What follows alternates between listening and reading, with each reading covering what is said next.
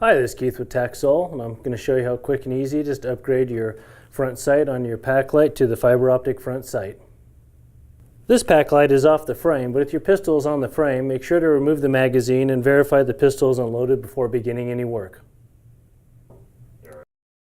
I recommend using a gunsmithing screwdriver set to make sure you have a tip that fits your front sight screw best.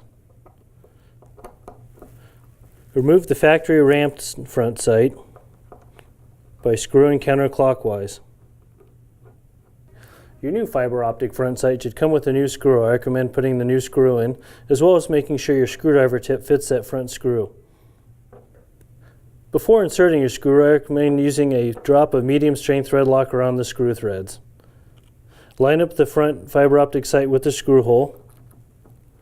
Insert the screw by turning it clockwise. Continue turning until the screw is firmly tightened against the pistol.